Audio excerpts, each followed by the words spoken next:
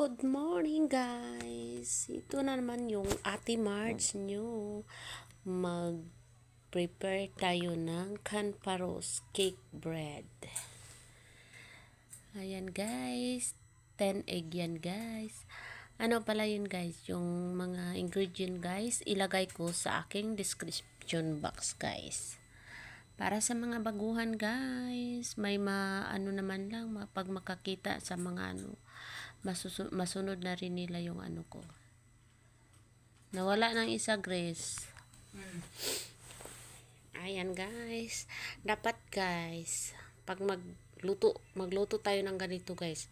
Ano guys, yung sakto talaga yung lakas ng ano mo guys, braso mo guys. Baka natatakot din ako minsan guys kasi pag laging maganon guys, baka mas malaki pa yung braso ko kaysa asawa ko guys. Ganon guys. Ayan, nilagyan na natin ng ano man,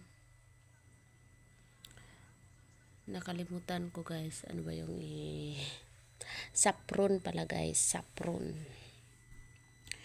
Ayan, rose water. Kung ilang cup guys, ilagay ko lang sa aking description. Lalaga Orange yun guys, orange juice. Tapos oil. Maglagay tayo ng oil guys. Kung ilang cup, sa description nyo lang makikita guys. Para sa mga baguhan dyan na magluluto, katulad ko, peeling expert lang guys. Ayan, may masusunod na kayo guys kasi kompleto yung mga ingredients guys. Ilalagay ko dyan lahat guys, walang secret. Milk. Ganyan lang guys. Diba? Siyempre, maglagay tayo ng asin. Ganyan lang guys.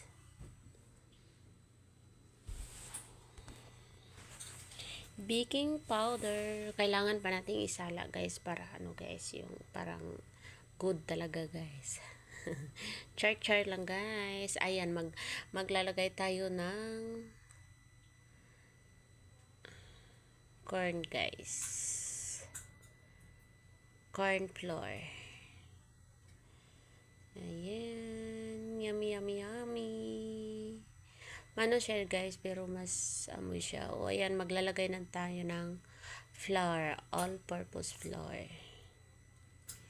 Kung ilang cup guys, sa description box lang ninyo makikita guys. Ganyan guys, o diba? Malagkit na siya guys. Kailangan na siya ng lakas ng braso guys. Kailangan na ng ano guys, yung hook guys. Diba? Sakit na yung braso guys. O diba? Ganun lang guys.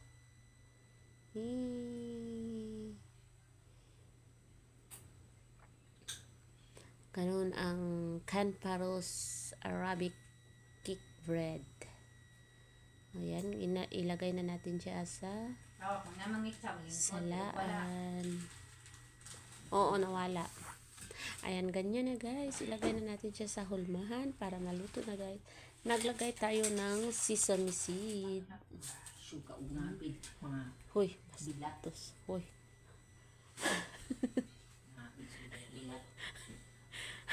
Pasensya na guys sa akin na yung kasama ko dito guys. Ayan, ganyan guys. O, ganun. Kailangan na siyang ipatulo-tulo dyan guys.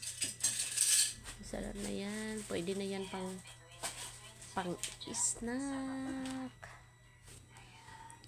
Snack guys. Or pang ano guys. Pag uwi ko sa Pilipinas guys, gusto ko lutuan yung mga anak ko ng mga ganun guys. Pati yung mga pizza. I like it because may akong mga anak guys gustong kaon. Ano siya guys, i-cover lang siya panagsa.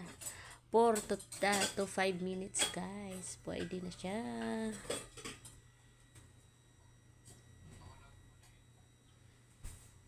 Ganun lang siya guys. matabunan mo padre ko. Ayan guys, naluto na guys. Oh, 'di ba? Ang ganda tingnan guys. Ayan. Ay, nalaglag. Pulutin agad guys kasi 'di ba? Wala ro yung 3 minutes. 5 minutes ba yun guys? Yung umakyat na yung germs guys. Yun guys, nalaglag. O 'di ba? Namikos minsan guys. Okay lang yun guys. Walang nakakita. Huwag kayong magsumbong sa amo namin guys ha. Ano naman guys, yung, oh, 'di ba? Masarap. Natin ang to. Atin-atin lang to guys. Pag may mahulog guys, tingin lang kayo. Huwag kayong magsasalita. Ayan, naglalagay na naman. Oh, 'di ba? Ganun lang yan guys. Yan.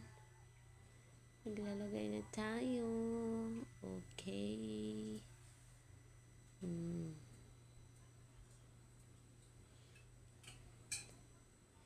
Ang sarap. Pag sa Pilipinas to guys, yung mga bata guys, gustong-gustong ganito guys. Ito sa Pilipinas kapag hindi mo nilalagyan ng ano guys, 'di ba? Ang sarap niyan. Lalo na maglagay ka ng coated guys. Magawa ka ng caramel. Yummy kaya guys. 'Di ba? Nalaglag ako guys.